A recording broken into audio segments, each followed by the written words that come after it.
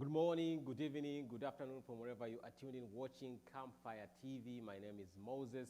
Apologies for coming to you late. It was totally my fault. I was caught up in so many things downtown Boston, but thank God we are here and we are going to make sure that you have a very informative and resourceful show. Remember, this is Uganda at Crossroads. And we know all next year, 2021, Uganda is facing one of the toughest challenges it has ever had, and that is the anticipation of whether we will have a change of power. We have a president, His Excellency Yoweri Kaguta Museveni, who has been in power for the last 35 years. That is 3 years more than how old I am, and I and so many other people of my generation have never seen another president. Could this be the chance that Uganda has to change power, or we are going to see President Museveni coming back to extend his mandate to 40 years? Wow. Again, my name is Moses, and this is Uganda at Crossroads. As always, I have Sarah Joy with me, and I also have Richard Muyombia, National Unity Platform mobilizers here. All call them diehards that are pushing forward to see. You know, I hope we are all in the struggle wherever you are, so we want to talk more about today. I'll give them a chance and opportunity to introduce themselves again and greet our viewers, and then we shall have start with the show. I'll ask you, Sarah, to greet our audience, and then Richard also greet our audience. Good evening. Good afternoon to everyone who is here, and to all our viewers all over who are watching us from here, and those watching us from Africa, viewers watching us from different parts of the world. Good evening. I'm so happy to be here today and have another chance to discuss national issues. Sure. Thank you so much. Richard. Good afternoon, good evening, my friends and all people that are watching us. Remember, this is one of the most important times of our lives, that we're expecting change in Uganda and start afresh in our great country, Uganda, to see that it comes from a rotten state to a country that everyone desires to live in, employment, good housing, good roads, good leadership, good police, good army. So I'm happy that you are tuning in tonight, and thank you for being part of us tonight. Thank you so much, Richard and Joy. And as always, we are talking about the future of Uganda. Last time we were here, we were still talking about the future of Uganda, and the questions we raised then were more to do with how are we as a country prepared for change. And today I want us to first get a recap. I think I'll begin with you, Sarah, to have a recap of what happened over the last 2 weeks. You know, it's going to be all about what the National Unity Platform has been through, and seeing the pressure that is mounting in Uganda. You know, it's really alarming to see what has been happening over the last 2 weeks. But let's start with the court case. People Power, or the National Unity Platform, finally won the court case, and the fear that had been there that maybe they might be, you know, the party might be taken away from them. What do you have to say about that, and what were some of the lessons that, you know, you learned as a person, Sarah? Definitely, yeah. I wasn't among the people scared about how the court case.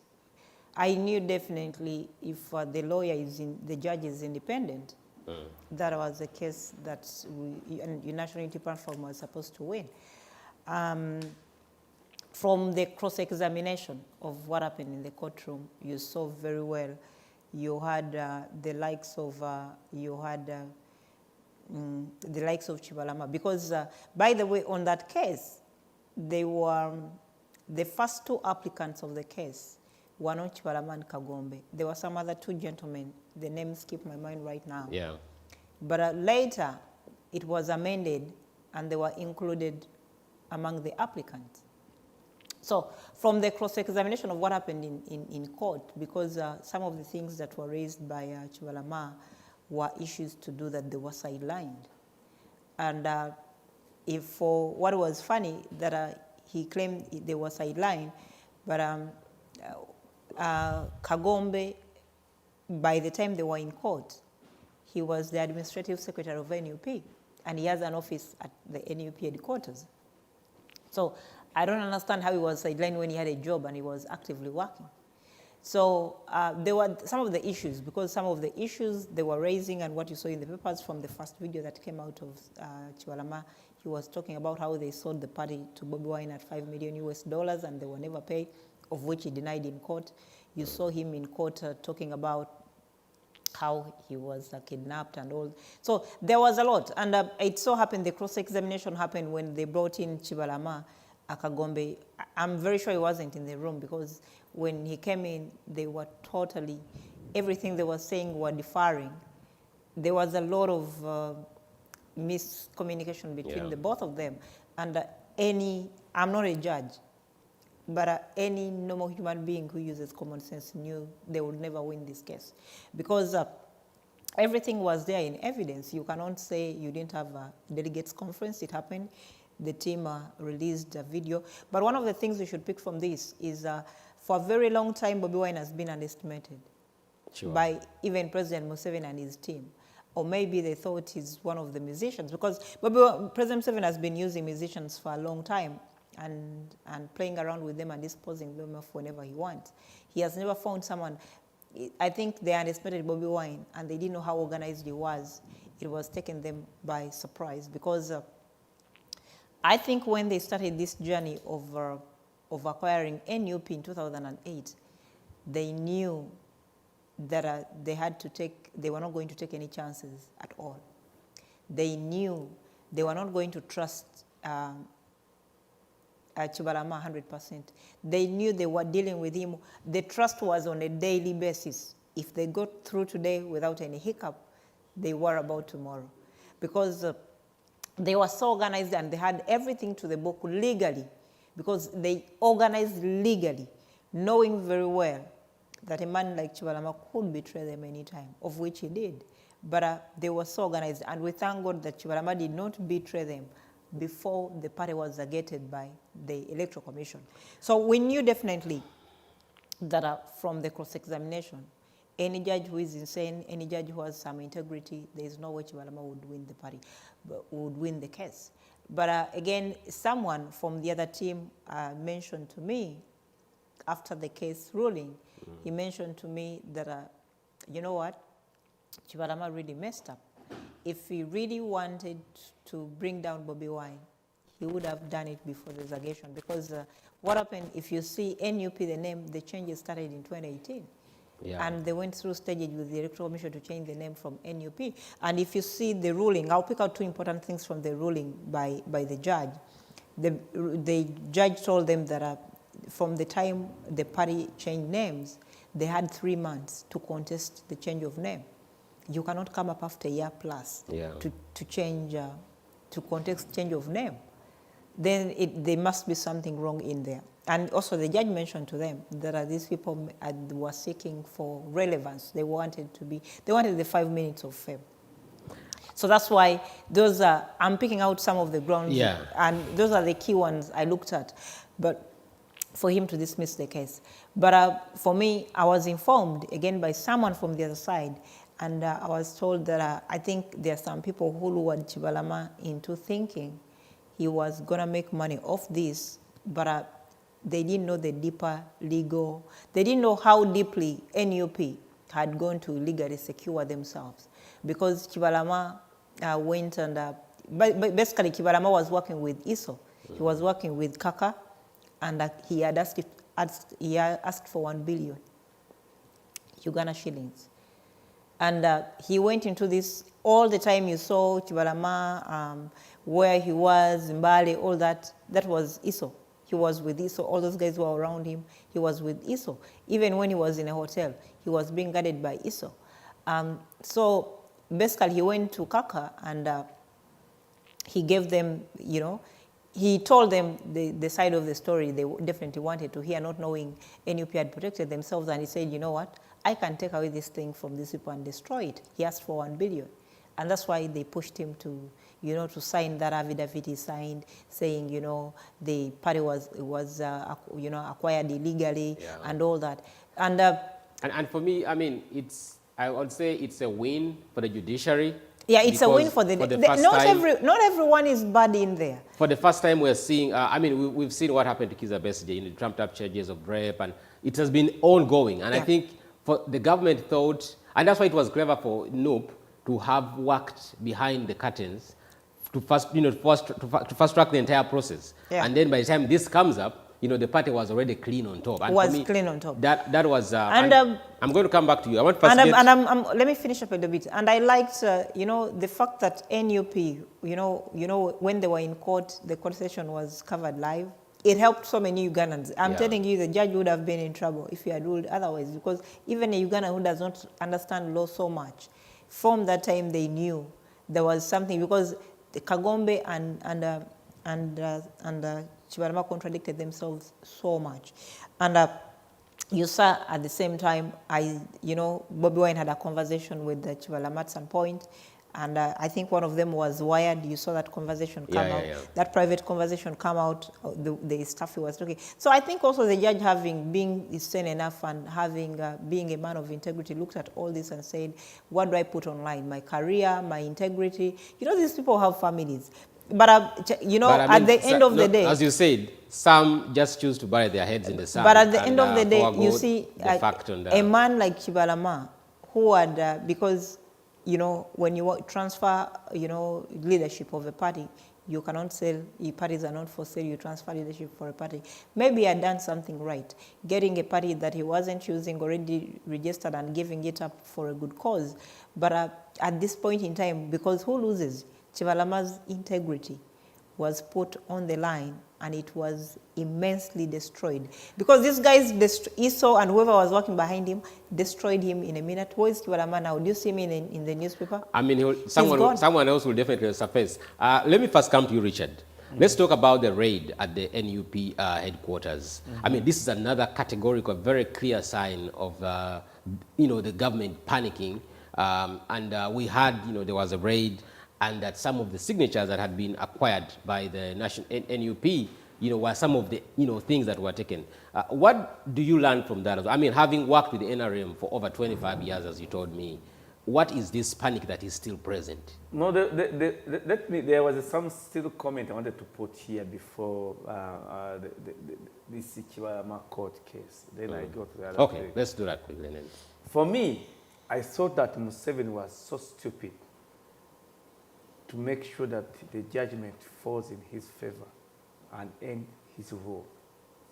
Because if you see the way the masses are mobilized to remove him, to die at any cost, to remove him out of power, illegally or legally, I thought he was going to make the greatest mistake and make sure that the judge loses in his favor and they close the chapter of NUP, and then the uprising starts, like you see what is in Nigeria. For the other thing that I see Mr. Museveni doing deliberately, in Uganda they call it okujoga. I'm very polite to them, so I'm not so emotional today. I think Museveni still thinks that he's a champion. Because for me, I've been studying Mr. Museveni ever since I was a young man. Clearly, everything I've been studying him like a child studying someone. You told me you were in the NRM for how long? Over 25 years? I left Light College Katikam in Igobero. That's where we were one of the Kadogos. Yeah, that's when we went in the liberation struggle, because the cause was right. This man was fighting for the... I first saw Mr. Museveni on Parliament. Twagalalure, I don't know if you have ever heard about that story. Twagalalure, and he came in a Campaganyola UVW 944.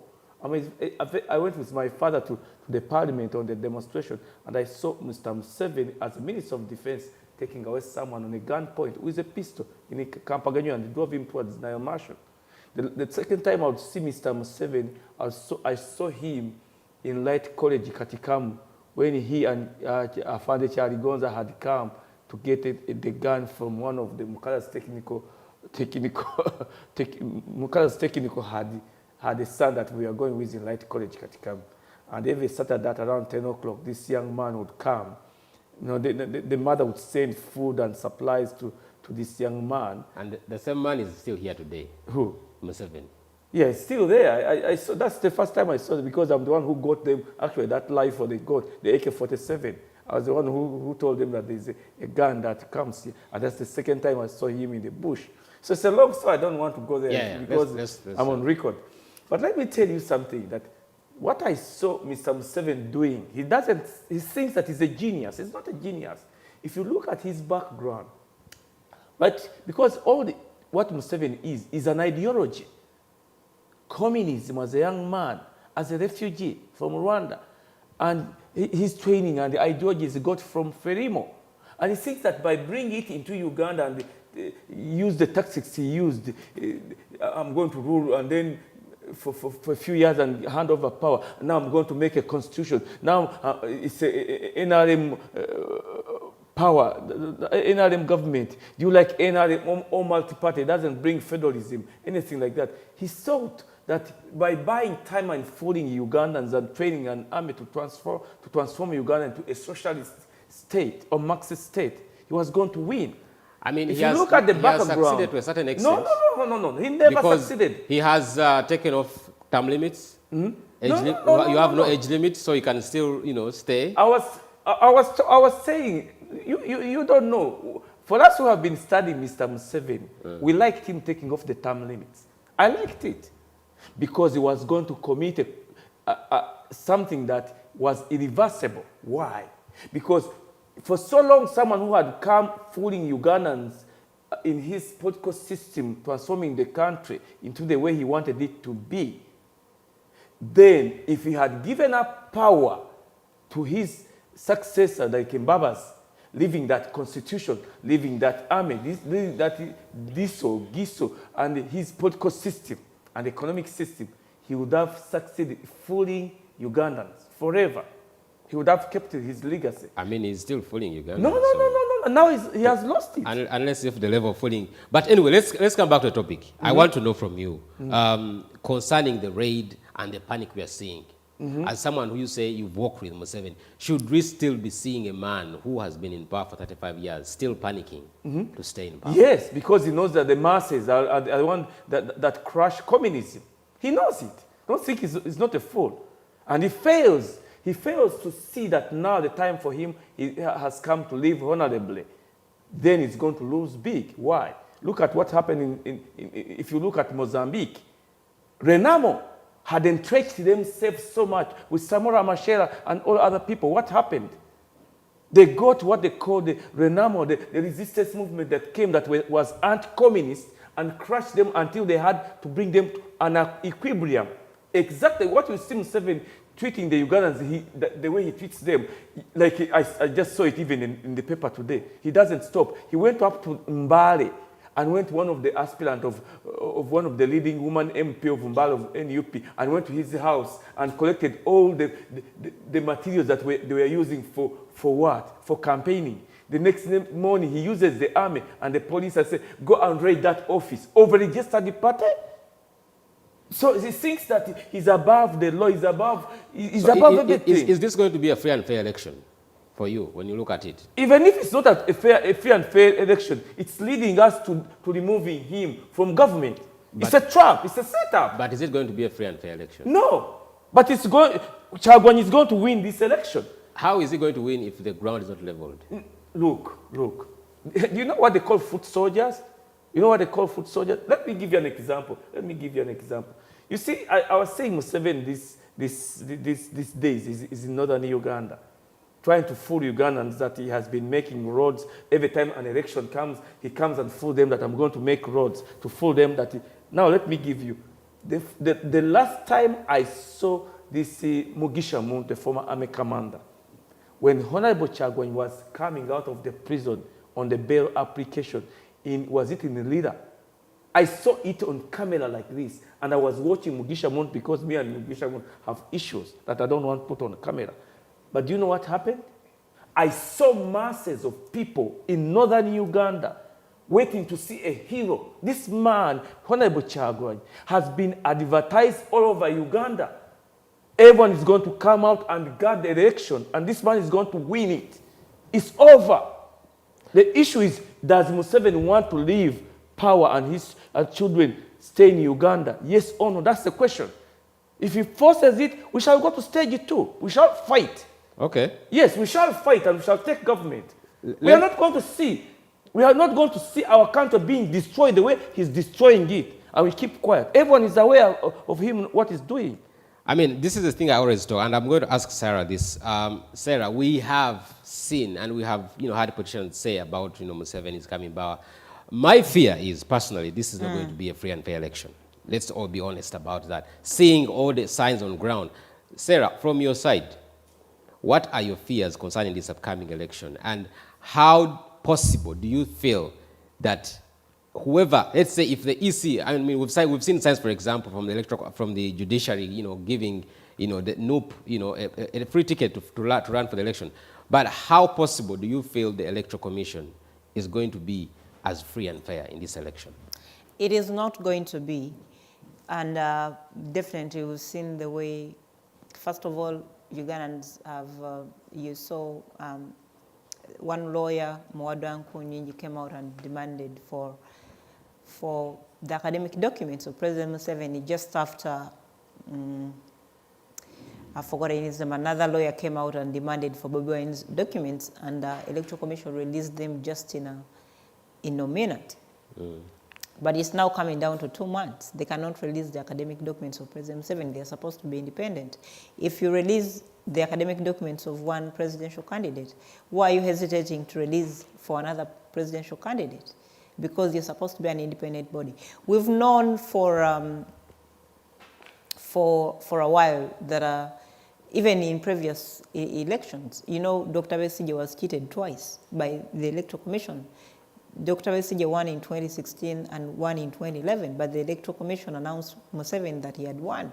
So, but what do you do in a situation whereby, the laws are so bad and we have a parliament that is so useless that they would have changed, because the parliament gave the powers to the president to elect the commissioners of the Electoral Commission, of which I believe if you had a functional parliament that is so independent, that law needs to be scrapped and have an independent body choose the electoral, just like we see in Kenya. Yeah. They have an independent body that Electoral Commission. Yes, so that they freely can announce who is the winner, minus the president, minus the incumbent, being in position to frustrate them and determine who is the winner.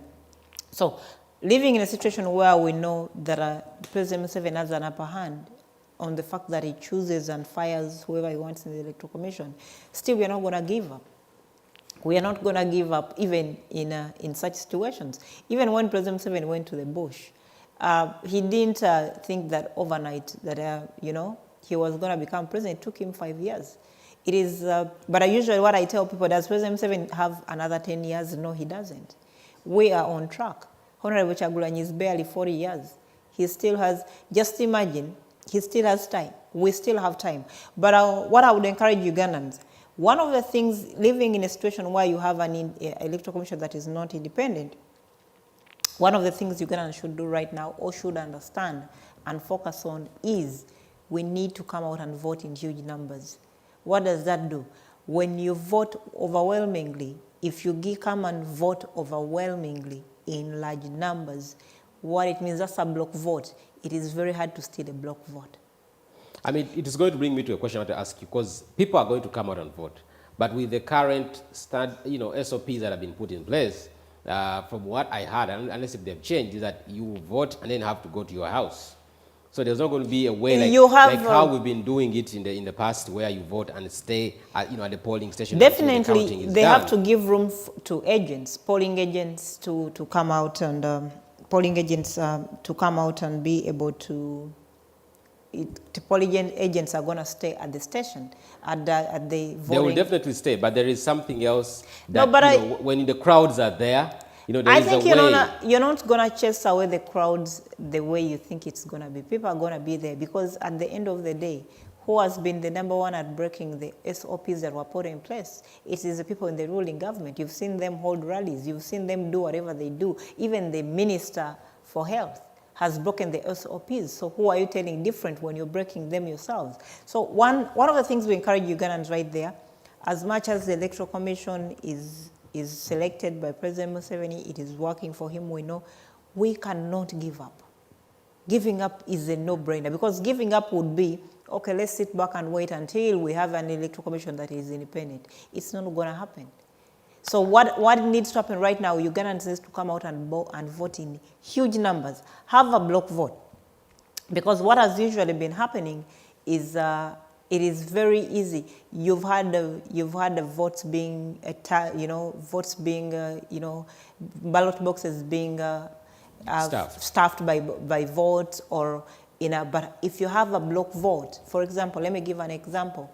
If, for example, in a certain area, we know very well the registered voters are 20,000 people, and people come out overwhelmingly and vote 80% for Kyagulanyi in that constituency, in that particular area, and then the voters, at the end of the day, the Electoral Commission says, oh, the people who voted were 25,000 people, yet we know the registered voters are 20,000 people. We are going to ask where the 5,000 coming from. So it is very easy to rig a vote that has not been well. When people don't vote, it is very easy to rig that election because you give room for your opponent to stuff the votes for those who would have been eligible voters or even tick the ballots. So if, for example, we have 12 million registered voters in Uganda, let's say out of the 12 million, 10 million come out and vote, and the 8 million vote for Kyagulanyi, President Museveni has no option. I mean, for me, again, I'm really excited about all that is developing. My worry is we've had people like, say, Jusa and the likes coming out and telling you that, oh, during this election, we had a parallel tallying center, where the votes were being, let's say, doctored from. So, and, we didn't have any SOPs at that time, but still the rigging was going on. The ballot stuffing was going on. And this is going to be very categorically, again, I'm sorry, I'm not saying that they're going to rig it, but I'm saying this will be much easier for anyone. If someone was able to succeed when the crowds were there, how about now when the crowds are not going to be there?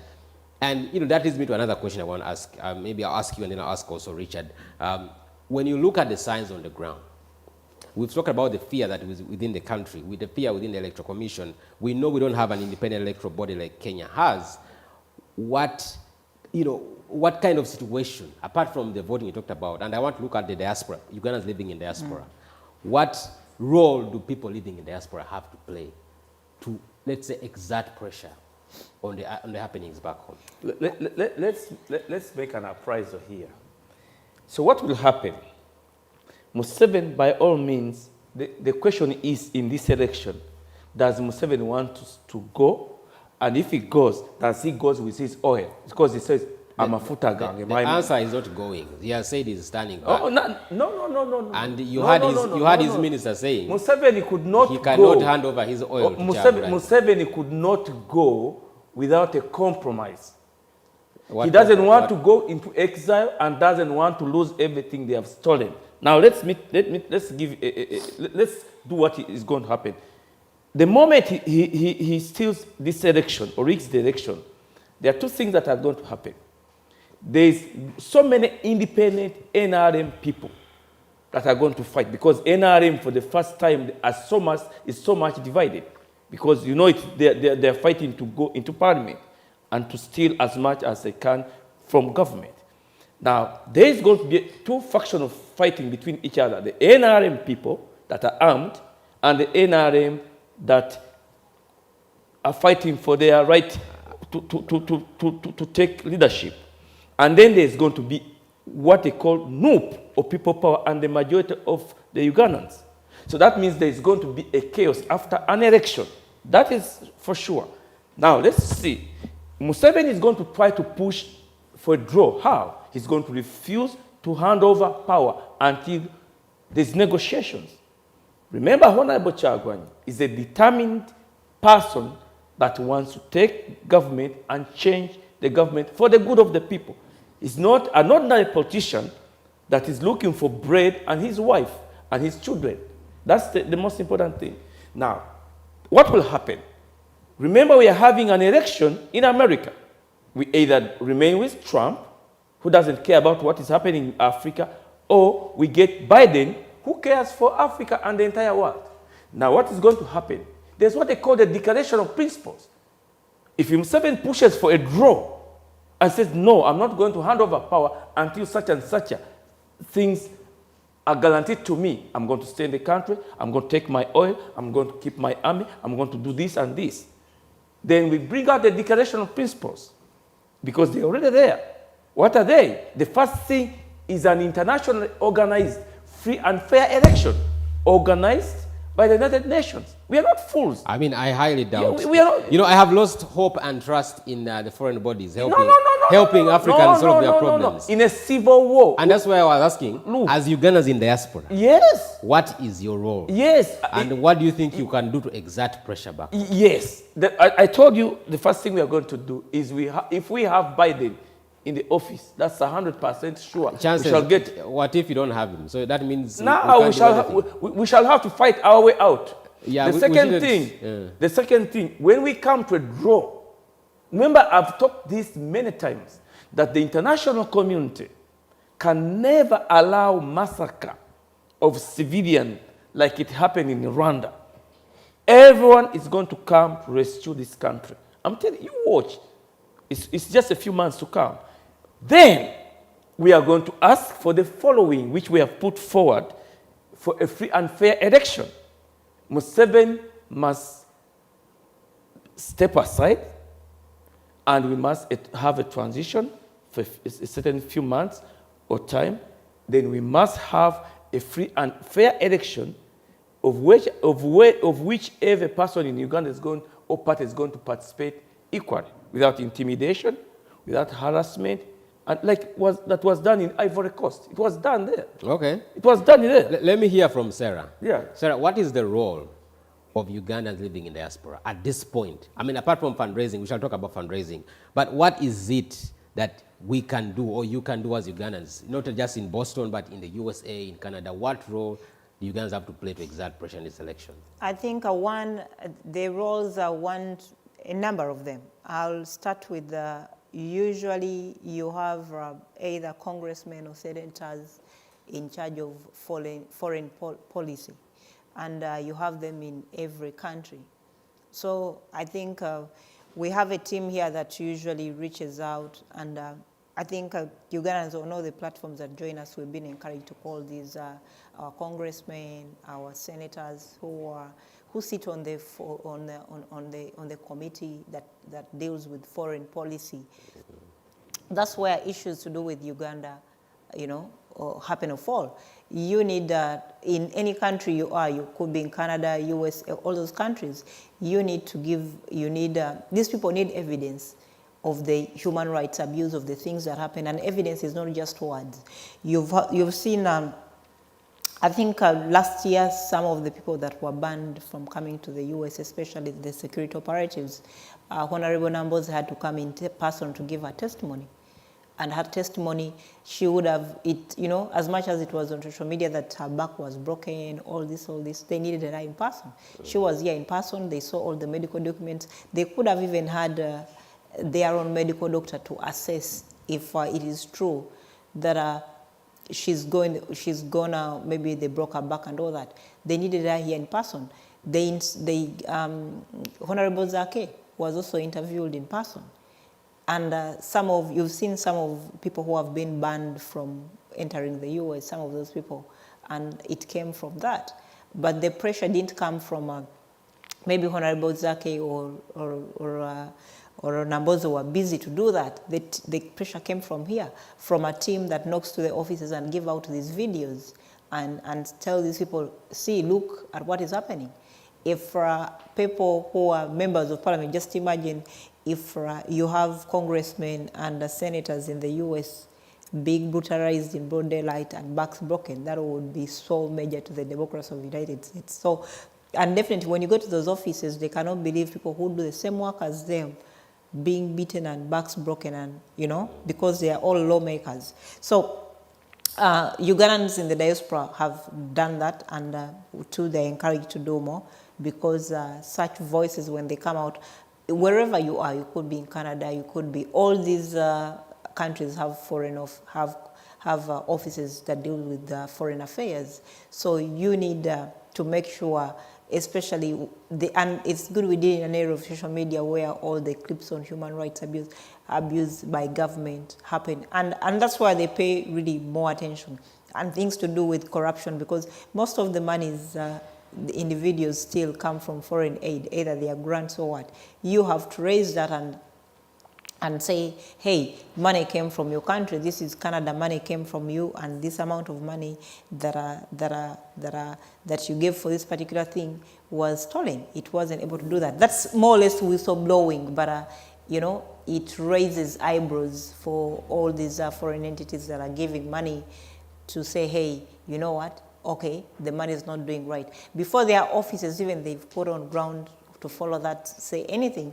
When you do that, already you're making this information now begin to sink in and people start asking questions. That's the role of people who live in the diaspora, because people live in Uganda, they may not be able. If I live in the diaspora, easily I can get a phone to the office of any senator or congressman, and I will call and leave a message. And we have all these people in our areas. And, you know, first of all, they would love to know what's happening in their area, you know, areas they cover or areas, you know, they represent. So, you know, it may be easy for me to call my representative either in Congress or in Senate. And whistleblow. And whistleblow and give this information, especially if I know they sit on the Foreign Affairs Committee. The other thing people in the diaspora can do, you said we'll talk about it about fundraising. Yeah, that's what I want to talk about. Of which... concerning fundraising. Of which... how should Ugandans living in diaspora contribute? I mean, there are so many people who are willing to give, but they're still not sure how to give. And also talk about the accountability. How accountable? For example, I would say I'll talk of USA because I know what is happening. We have chapters in different states. We have a Boston chapter, we have one in DC, I think there's one in New York, there's a People Power chapter in California. Yeah, and Haman is on the way to Texas, I think. Yeah, there's one in Texas. I think they are having an event today. We have one in Minnesota. We have different chapters, People Power chapters. And these chapters contribute money, one on a monthly basis. We have, each chapter has, for example, the Boston chapter, we have our meetings every Tuesday. We have our Zoom meetings, of which we go through ABC and how we have agenda. How does one join those meetings? And how do people give? Just break that down. On the chapters, we have Zoom meetings. It's a matter of if someone wants to join, someone will tell me, oh, I want to be part of you, and then I'll share the link to the Zoom meeting. So they will how do they reach you on Facebook?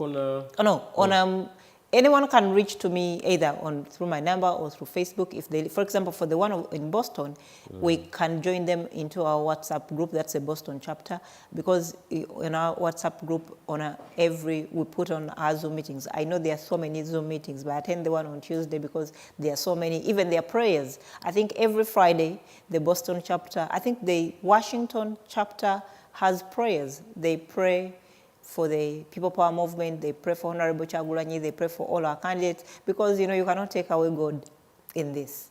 You cannot, and when God says it is time, it is time. So these chapters have done something really tremendous. They have a day where they pray for the country, they pray for Ugandans, they pray for Honorable Chagulanyi and the rest. So the fundraising, and I know there is a day for fundraising, especially even in those chapters, there is a day.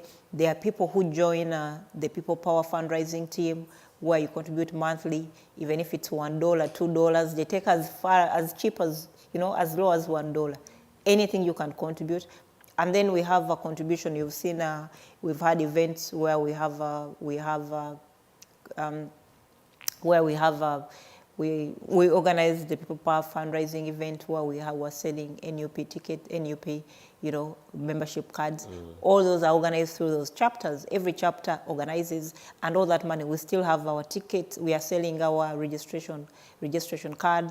We have them at a pile of how much? They're $50. $50. Card. The new NUP card. We are selling them $50, and individuals have them. Also, people can contact me. I can I can help you get your NUP card. And we add in a little for people who have to do shipping, because sometimes when we have to ship to another state, you have to incur costs of about maybe $8 in shipping.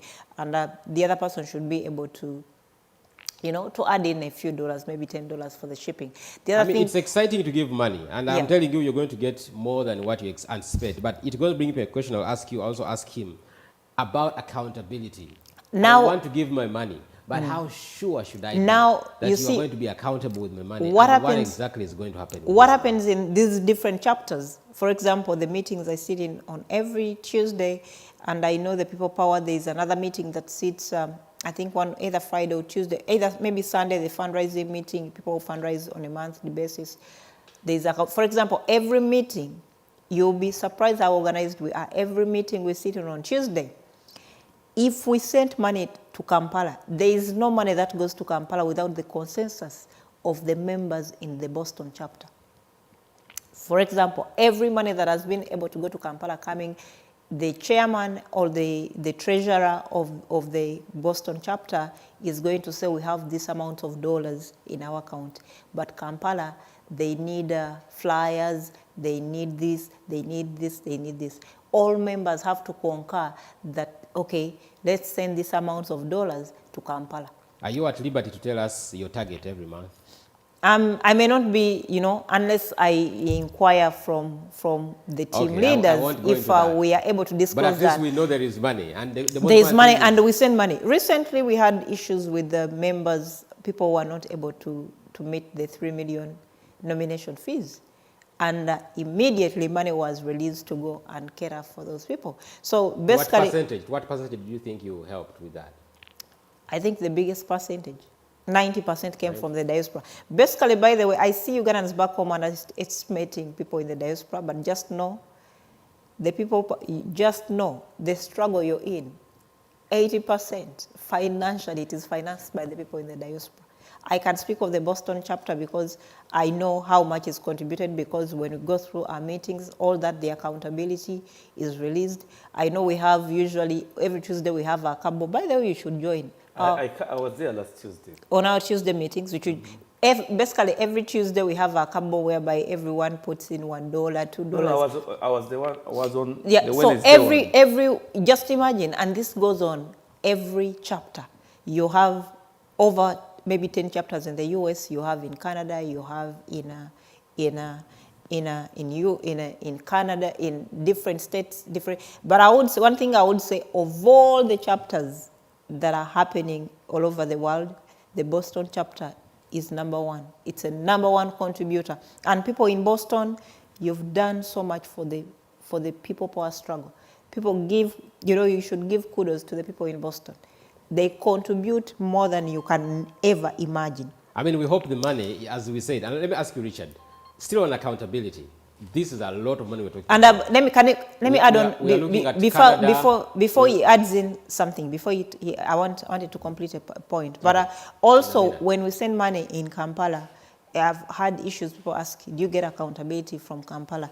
The team leader, we have the person in charge of the head of the diaspora sits in Boston. That's Haman, and so basically he gets he knows which all the other chapters, how much they contribute, because he must run a spreadsheet of their contribution on all the chapters all over the world, from Kenya, Dubai. So he runs all that, and then he breaks down which other chapters. So at the other, when we send money in Kampala and say, for example, we sent money for this, he gives back accountability that we sent money for this. It did this. Exactly, and it is this, because as much as we contribute money, we ask for, okay, we sent money for A, B, C, and D. We sent money for the nomination of our candidates. Were they nominated? They give us accountability back. And that comes from, because in Kampala you have, I think, Ajat Aisha Kabanda in charge of that. So whoever receives money in Kampala, they give accountability back of what the money did, if the money did the right thing. Because you must know, you have foot soldiers. This money does not go alone, because people must understand, people you have in the field food soldiers are facilitated, and the money comes from us. We need, if you see Sauda Madada in this part of the country, if you see Noah Mutwe, if you see the likes of Bobby Young, if you see Dr. Zedriga, all those people are facilitated. And much respect to the people in the diaspora, because you're doing a huge... I want us to have a show one day when we have at least everyone who is moving around, the food soldiers, to give us their views. But Sarah, let me finish up one more point. One more thing I would say. Because I want to hear from Richard. One more thing I would say, you partly, and I'm adding to the contribution to the people, and when you ask the contribution to the people in the diaspora. One more thing, the diaspora not being on ground, because I know the law passed where people in the diaspora were given they said the people in the diaspora can vote, of which President Museveni cannot allow that. Yeah, they won't he vote. He cannot stomach the fact that he knows people in the diaspora cannot vote for him. He knows people having wherever you live, and people, I feel bad for our brothers and sisters who are in the Arab countries because they are not treated right.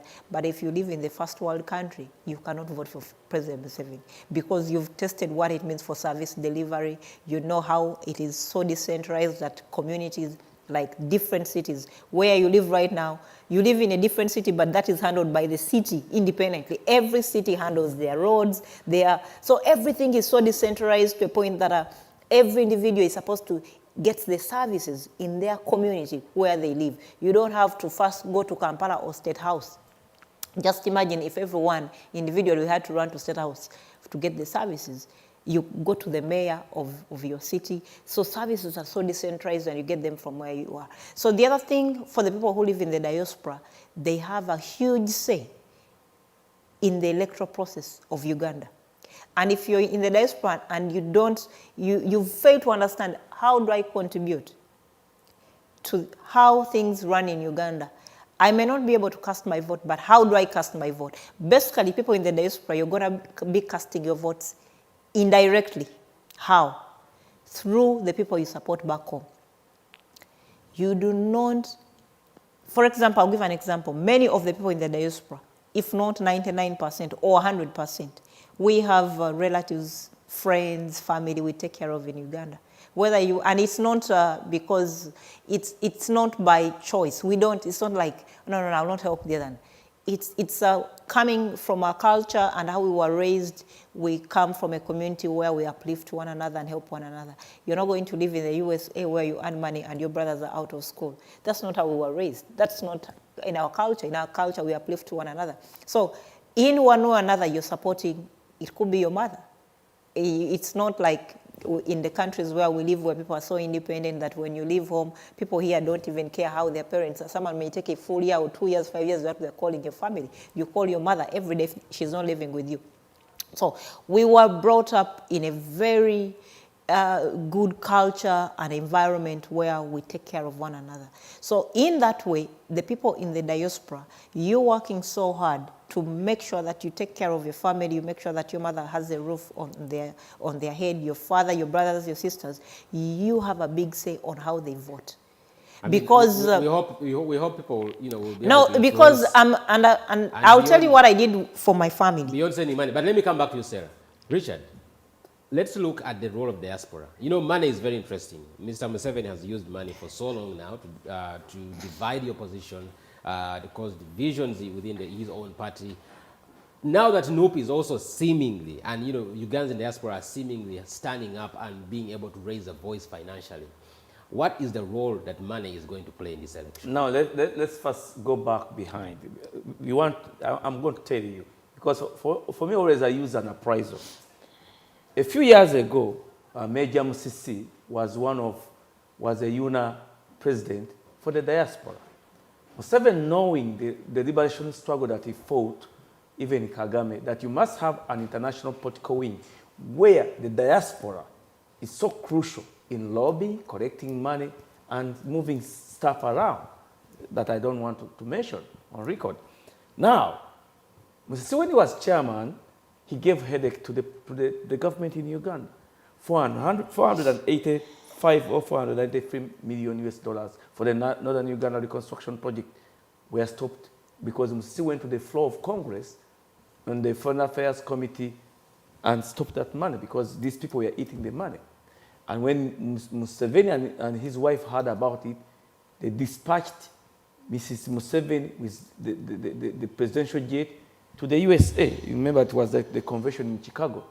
And they used $4 million US to make sure that Musisi doesn't become the next UNA chairman. Why? Because he knew that an organized diaspora, with someone leading them, had a voice in the affairs that we are going to take place in Uganda. Now I'm coming to your question again and answer.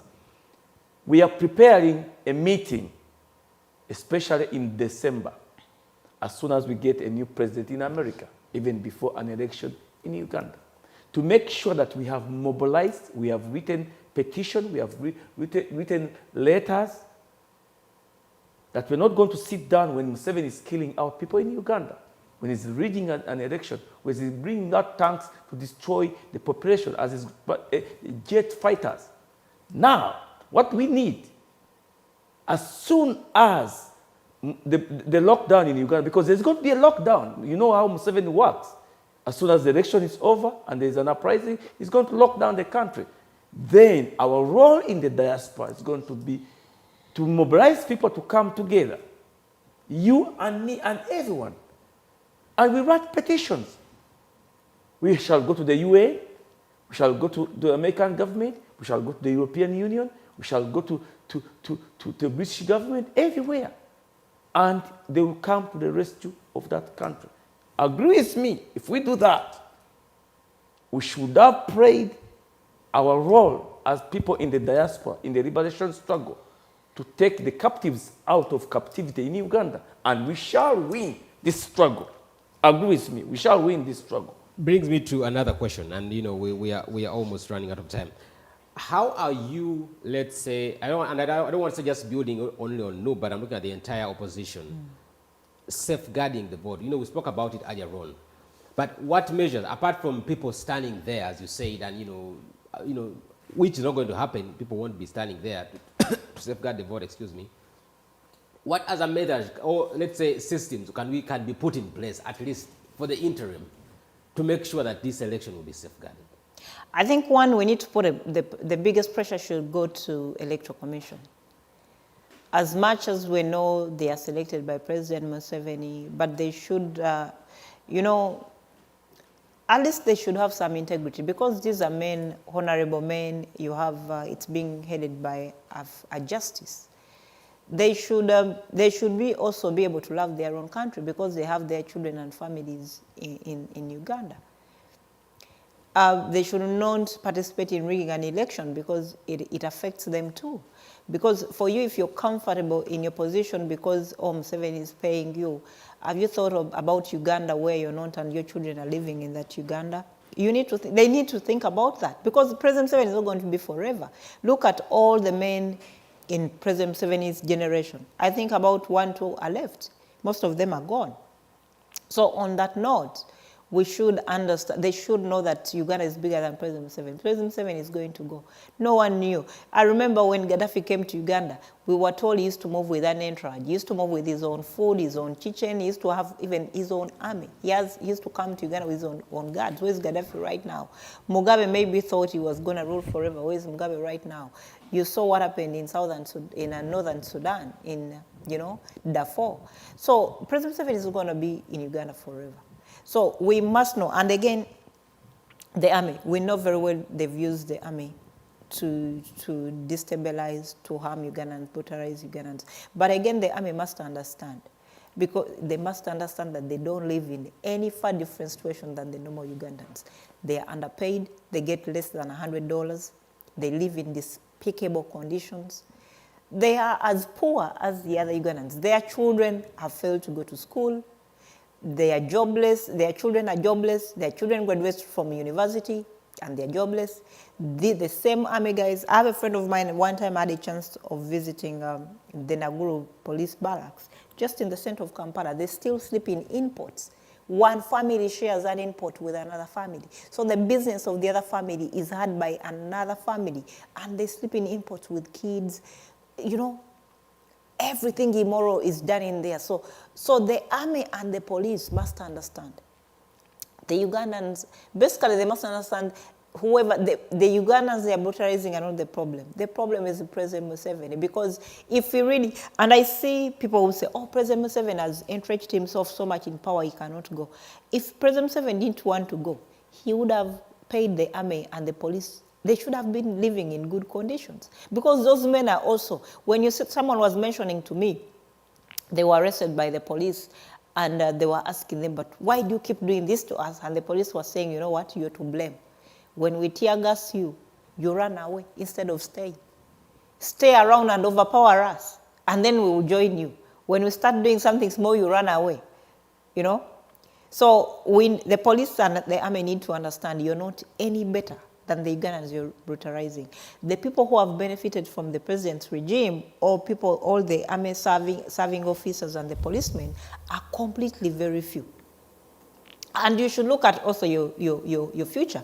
I saw, if you've been following Uganda, a few years back there was Bakaleke. I think you remember Bakaleke. Bakaleke was as much as he was involved in scandals of stealing money from people, Bakaleke was also one of the policemen who used to brutalize people in Kampala. Where is Bakaleke? Bakaleke is hiding here in Boston. Bakaleke cannot even look straight into your eyes. I met him one time in one of the stores. Bakaleke cannot even look straight into your eyes. I know he ran to South Africa, and I don't know, he managed to get into USA. Bakaleke is hiding. I know even what city he's staying, but the man cannot even look straight into your eyes. He's hiding in the USA. And it brings me to the role of the military. You spoke about it, and this is something that I want us to really build on and hone in so heavily. The role of the security agencies in safeguarding an election like in Uganda. I mean, we've seen in countries like Zimbabwe, even up to the very last minute, you still had the military all seeming to stand up and, you know, push for Mr. Robert Mugabe. But at the last moment, you have a general who rises up and says no. But, I mean, look at for the Chibalama case, you had a general, for instance, who was implicated in trying to, again, I don't want to say I have evidence of that, but he was implicated in the case of trying to create evidence, you know, to build up to the case or to oppose Mr. Robert Chagulanyi. We still seem to have a military and a police system in Uganda that seems to be handpecked to the government, that doesn't have an independent stand of saying we are for the people, but not for the government. Do we see any change in that? And I'll start with you, Mr. Richard. Do we see a military and the security agency in Uganda, as even the police, standing unanimously in the crowd? Let me go back to exactly how the meter is going to be changed. It's a long story. I don't want to go. Before we go into the changing, but do we have any hope that the military in Uganda can take a divergent decision and view from the president? Yeah. When a superior army or body tells them that and gives them an order. I don't think Museveni will give orders to his army to massacre people. What about if the United Nations says, no, you must stop, put down your weapons? What about if America says, put down your weapons? I mean, he Who's may going not, to counterbalance he may not that? give you that mandate, but you saw what happened in Kasese. You had, you had a general under his command watching as his juniors were massacring innocent people. So I mean... well, today I am happy that one of my brothers is watching me even in Entebbe here. I was in Entebbe building lagoons near the airport when there was this massacre of Rwanda. I saw the United Nations and the U.S. Army on the ground in Entebbe. They were only being fooled by Mr. Museveni and the former U.S. Secretary of State for African Affairs. They were ready to move in and rescue the Rwandan people that were being massacred. If a superior army, as we have planned, because we have planned everything in detail. Where will it come from? It will come from the United Nations and the U.S. I mean, I don't want to have hopes. Again, No. I don't want to have hopes. No, I'm on record, I'm on camera. But I'm looking at Uganda. Yes. You have a military where yes. a president has surrounded himself with his henchmen. Yes. His tribe mates. Yes. His entire clan. Okay. Now, let me tell you. If he gives them an order with the tanks and Air Force and the U.S. just uses missiles on them, how many will have to die until they surrender? We are in a modern society. A U.S. army, let me give you an example. If a U.S. army ship, these gunships is in Mombasa, only in Mombasa, you can take out any point in Uganda, any military, any aircraft, any tank. But how will they come out? You know, it brings me to a point. No, we shall petition. Look. At regional security. Look. Museveni has safeguarded himself. This regional security, when there is an international alarm, because Museveni is not going to command, as he's going to do, and say, go and kill as many people as you want, so that the population might calm down. Obviously, he won't say that. No, he's going to do it, and we are ready for that. The thing is, it's in our plan. His own men, and this is why I want to ask you also, Sarah, that his own men will not look back when they know they are under pressure, because tomorrow I mean, again, we all know, I don't know what will happen in 2021, but, you know, God willing, we don't want to see bloodshed in Kampala. But my question, and this is what I want you to also, Sarah, look at and maybe help me understand. Do you have that utmost belief that the military in Uganda can take a viewpoint of standing with Ugandans if, let's say, an election has come in favor of Robert Kyagulanyi? I think one of the things you must understand, one, before the military is going to take Ugandans, we must, I'm sorry and to say this, Ugandans are cowards. We are, when you look at countries that have been able to put on pressure, Uganda is not one of them, and we need to borrow a leaf from our other countries that have been able to stand, the likes of Mali, the likes of all these other countries, the likes Sudan. You know how long Sudan, Bashir had been president of Sudan. It's a long time. But his own people, stood up and said enough is enough.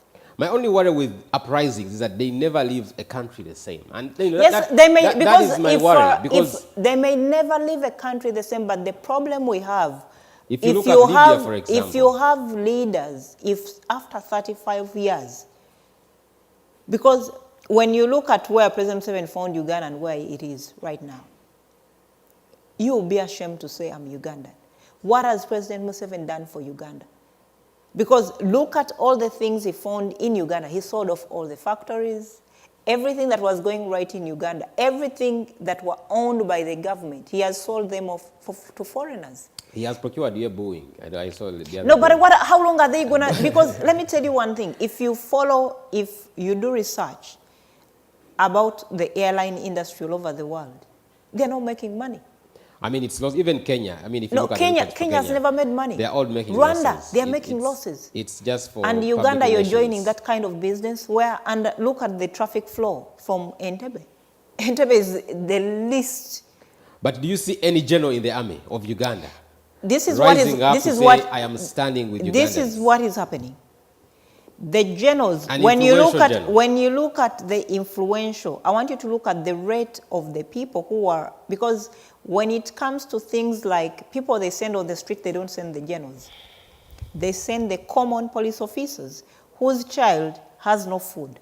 They send the common army men whose child does not have school fees. So it is gonna come down to, because I've told you earlier that the biggest problem President Museveni has done is to create an army institution where the few are comfortable and happy. Because when you start looking at how many generals, for example, if I use the animal farm, how many generals are sleeping on bed? How many generals are living a lavish lifestyle? You may not even get 10,000 generals living a lavish lifestyle. It's tactical. Yes, but if you have generals, if you have a few generals, not more than 200, living a lavish lifestyle, and yet you've given so many guns to so many policemen, to so many armed officials who are living in despicable conditions, then you're creating a problem. Because at the end of the day, if Ugandans rise up, the people who you've handed over guns may get to a stage whereby they'll feel like, you know what, I'm not any better than the Ugandans I'm brutalizing. And when you cross over to that line, as much as uprising may not be able to leave the country in the way it was, again you should ask, is President Museveni willing to hand over power peacefully? The answer is no. What other alternatives do you have when after 35 years of keeping Uganda stagnant, he has no plan? You see even the recent downpour in Kampala, a simple rainpour, you have dead bodies floating.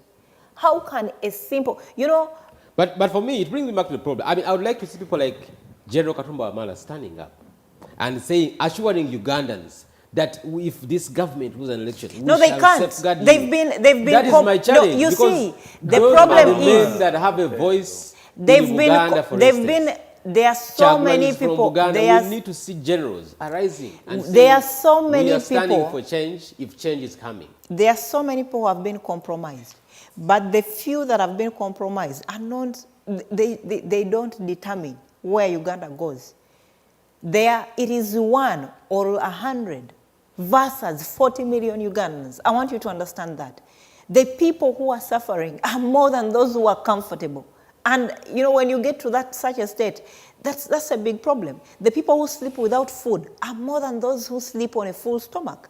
Ugandans that have given up, that have lost hope. There's so many youth. You have over 85% of the Ugandan population youth. Uganda has over 80% youth unemployed. They have no hope. They have no future. They see no future. If you see a 26-year-old buying petrol and lighting up himself, are you even serious? At 26, one should be having dreams of building a mansion. Someone should have been dreams of having a business. But people are willing to take their lives in pain.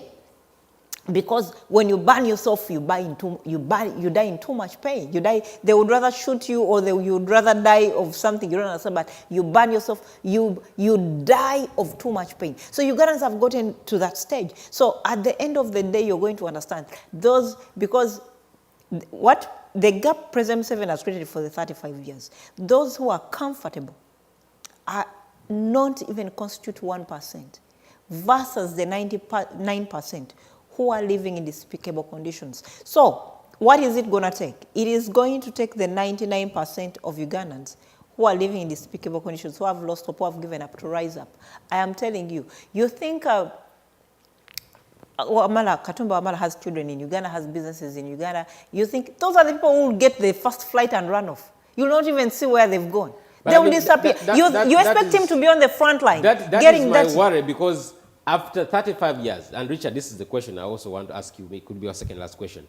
After 35 years, we still have generals like again, I'm sorry for mentioning out names, but if we could see people like General Elliot Umwine, for instance, rising up and saying, I know I have worked with this government, but because of A, B, C, and D, if there is hope for change, we will have change, you know, and we will stand for change. As long as, personally, that's my view. You are so passionate about uprisings, and I tell you, personally, I have witnessed Ugandans firsthand. I was part of Walk to Work. As a journalist, you are very objective. You want to, not this thing is a negative light. But there are times when you felt like Ugandans should fight and defend Kizza Besigye at that time.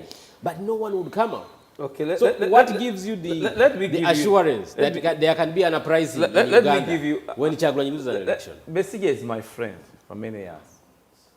I mean, he's a friend for many people, but, yeah, but let me tell you, most of them let him down. Let me tell you, why didn't Besigye take government after he had won an election? It's because the people were not willing to sacrifice for him in an uprising to die a few and liberate the country. Kyagulanyi has the mandate not only in Uganda, but the whole of Uganda. And when I'm finishing this, because the time is gone, I'm going to tell you this. I saw the Indian community in Uganda handing over facilities to the government of Uganda to house people that are in the COVID-19 process after they are returning from abroad. The Indian community are happy in Uganda because our country has been sold to foreigners for so long, and we have become substitutes in our own country and slaves. This is to all Ugandans that are there suffering and watching us. We are telling them this election, this liberation movement, this NUP, this people power is for you to liberate you, that you get your country back. On the plan of people power, Kyagulanyi, the least employment a Ugandan is going to get is going to be $250 a week in Uganda. We are going to reform the system, the economic system to favor a black man, the political system, the education system, the road system, everything for the black man first, the immigration system. If you win the election. We win it or we fight for it. There's no option of turning back. I want to see you in Kampala. Yes. I'll come back here. Not speaking from Boston. Yes. But on the streets in Kampala. Yes. You don't win a war by dying for your country. You win a war by making the other person die for his country. That's why I'm here. I'm not a fool. And Sarah, as we close, let's wind up with the fundraising. Because money has a role to play in this election. just your words of support, how should Ugandans give? First of all, just end with that. How should they give? Where should they give? And if they want to meet, where do they meet and come and brainstorm? Basically, for the Ugandans back home, I'll never put any pressure to the Ugandans back home to give, because we know the situation they're going through. But for the Ugandans who live in the diaspora, because that's our major target, is because at least we know people live in the diaspora, have jobs, and they can earn money here and there. So every country has a chapter, and which is active and running. When you go to UK, big countries, I know in big countries, I think in Canada they have maybe one in each and every state. And USA, we have different. So in your community, ask which chapter is in your community, and join it. Because everyone is so busy, how we join our chapters in our different communities is through... Let's say on Facebook. What should someone type to search for the chapter in Boston? Usually, for example, if... or online. Is there a website? We have a People Power website. We have... we have a People Power... we have their Facebook pages, even NUP. But definitely some of the... For example, if you live in Boston, you can send me a message, or you can get in touch with... You want to give your number out, or... No, I'm not going to give my number out, but you can send me a message on social media, and you can... we have so many people in the community that are involved in People Power activities, or I can give out the People Power number. Yeah, please do that. I can give out the People Power number, of which you can call. And basically, on the People Power number, we have... this is the same number we use for Cash App. If you want to contribute wherever you are. So we have when you do Cash App, it brings the People Power Uganda, but it's 857-719-4415. It's +1, it's 18-5771-94451. That's the People Power number. But they can still call and it goes through. Yeah, you call it, there is someone to pick it up. And you can use it for contributions if you want to contribute via Cash App. That's People Power Uganda, that's the name it will bring. People Power UG, that's the name it will bring on Cash App. You can use it to contribute. But if you call the number, you can just say, can you add me in the group for the People Power Boston chapter? For example, I'll speak for Boston, or People Power, you call the one for California. They can also be, even if you call the one for People Power Boston, they will be able to link you in California. Yeah. So, and when you join the WhatsApp group, we have so many, you'll see so many activities that are happening. You see so many Zoom meetings. Sometimes we have also Zoom meetings with the Honorable Chagulanyi himself. Especially, he's very, for example, when you do contributions for so many things that are happening in Uganda, he will join in a Zoom call to thank people and say thank you so much. He usually comes in to thank people for their contribution they make. He doesn't take that lightly. And right now, one of the recent things we are working on right now, we are talking of, we want people to contribute to the nomination fees of Honorable Chagulanyi. And what we're asking for, I've already been talking to some friends. I want friends who can contribute 1 million each. Nomination of Honorable Chagulanyi is on 3rd November. I need, for example, in our Boston community, I need friends who can contribute 1 million each. How much is it again? It's 20 million, but I need people who can sacrifice $300. I need friends who can sacrifice $300. We are looking for 20 million for his. It's we just even if the money is already there for the nomination. Yes, already even if the money is already there, we want to contribute. And we've been there's already a flyer we put out. The people who are going to contribute the 1 million each, they're going to get a certificate from Honorable Chagulanyi himself. And maybe if our time allows, we'll organize maybe a conference call or a Zoom call where he will thank all those people who contributed to the 1 million. And I recently, maybe this particular week, I spoke to him about it, and he's like, oh, you guys, thank you so much for all the initiatives. In fact, recently when I think I spoke to him after the court case, that particular day after the ruling, he was like, I cannot reach everyone personally, But sometimes I speak to you, thank everyone, people who have been praying for me. I mean, it's my prayer that maybe he'll come before the election or before No, Christmas. he will not. After elections, maybe he will move, but before elections, he cannot move. But thank you so very much, guys. For the people, you can join wherever state you are. If in your state there is no chapter, you can join the next chapter, because these are things you don't have to move unless we are having a cookout, all those things. We have Zoom meetings, and you can have every state has different days on when they hold Zoom meetings. If you're a person who contributes, if you want to contribute, if you want to know accountability, where the money goes, what it has done. And one of the things I would say, there is a lot of transparency. We don't send money to Kampala without getting a consensus of the whole group. If the group say, no, we are not sending that money, it doesn't go. But we need a lot of money from the diaspora, because we are going into a very difficult stage where, President Museveni has termed it into, he's calling it a scientific election. So we need a lot of money, because our people are not going to be given opportunity to use the radio stations, TV stations, because of, the dictator determines who goes where. So we may need a lot of food soldiers. We may need to facilitate more people who are going to go door to door. And those people, they need money, they need to eat, they need to drink, they need something to refuel them. As much as they're in the field, they have their families, they need food. So people in the diaspora, join any chapter. You can contact me on social media. Or those people who have my number, contact me. What's your name again on Facebook? Sarah Joy Bakanansa. Just leave me a message.